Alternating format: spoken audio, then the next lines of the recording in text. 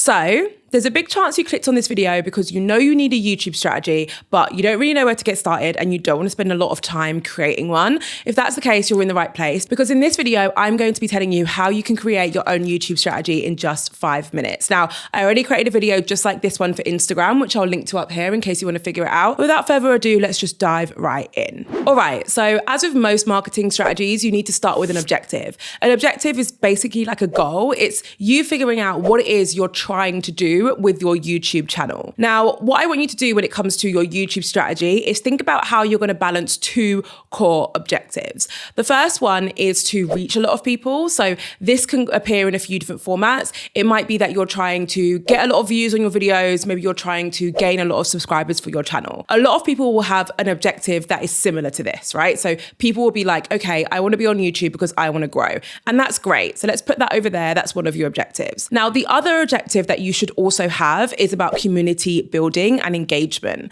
So this is more to do with, out of all of those subscribers that you just gained, how many of them click on your videos every single time you upload? How many of them comment under your videos too, right? It's important that when it comes to your YouTube strategy, you actually have two objectives and you balance the both. And the reason why is because if you focus on this objective, which is all about reaching a huge amount of people, you won't have a healthy YouTube channel because you might have a lot of subscribers, but no one will be clicking your videos. Whereas if you only focus on community building and engagement when it comes to your YouTube channel, it's unlikely that you're going to grow because you won't be reaching a lot of people. So with YouTube, you want to think about how you're going to balance the two. Now, if you're new to YouTube, then you probably want your primary objective, which is your most important objective, to be growth, and then your secondary objective to be community and engagement. You might want to swap these further down the line, but that's usually how you want to start out. Now, it's important you remember those two objectives because we're going to revert back to those later on in the video. All right, so the next step is all about your audience. Again, this is a step that is going to be present in every single marketing strategy because realistically, you are going to struggle to grow any social media account if you do not have a thorough understanding of the people you're trying to speak to, right? How are you going to make the perfect cake for someone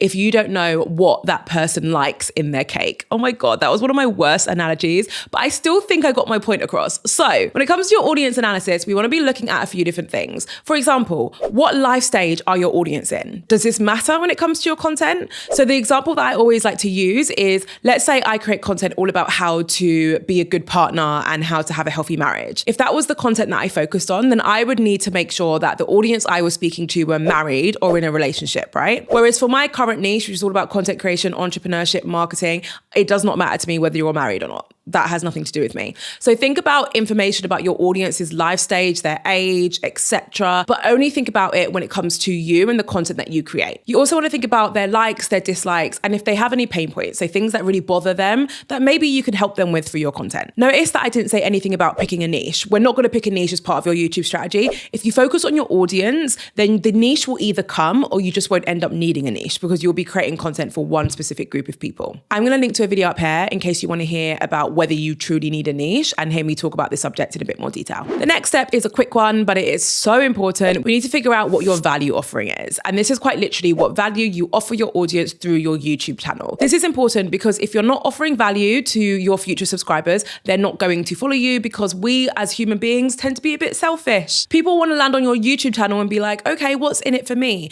Am I going to be entertained? Are you going to educate me? Are you going to inspire me? Or are you going to be really relatable? Which of those four things do you think you're going to focus on? If it's multiple, that's fine. Just get clear on what the value is of your content, write it down, refer back to it frequently. Okay, now's the fun part. We need to think about what your content plan is going to look like. So remember those objectives that we spoke about before? So we said you need to balance two objectives. One is more about growth, reach, gaining subscribers. The other one is more about community engagement. So let's think back to which one of those you wanted to prioritize and keep that in mind when I tell you what content you should focus on. So if you are focusing on growth, then you want to make sure that you are sharing a lot of content that is touching on a trending topic. So something that people are searching for, something that people are really interested in relation to their audience, their interests, and all that other information that we just wrote down, okay? So when you're focusing on growth, you want to be focusing on trending topics. On the other hand, when you are focusing on community engagement, you actually want to focus on sharing more lifestyle, behind the scenes content where people can get to know you on a deeper level. So things like vlogs or maybe videos where you're talking about a topic that your audience specifically requested you talk about. So you're not actually picking topics for your videos videos based on what's trending,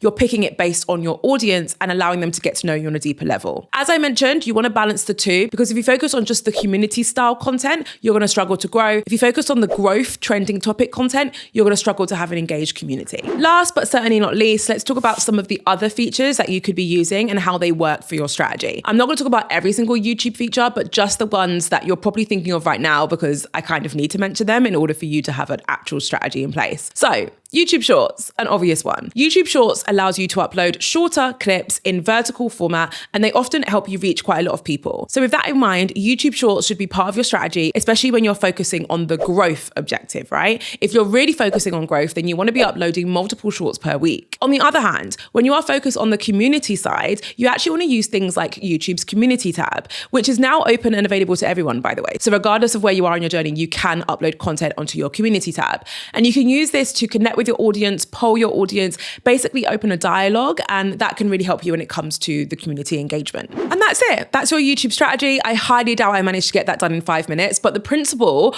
of the fact that you can actually work through everything I've just told you in a short period of time and have a strategy still remains. If you feel like hanging around, I really think you should watch this video. It's all about how you can actually grow your YouTube channel, and I speak about a lot of different tactics that are really going to help you regardless of where you're at in your journey. Thank you so much for watching this video. As always, I cannot wait to see you in my next one.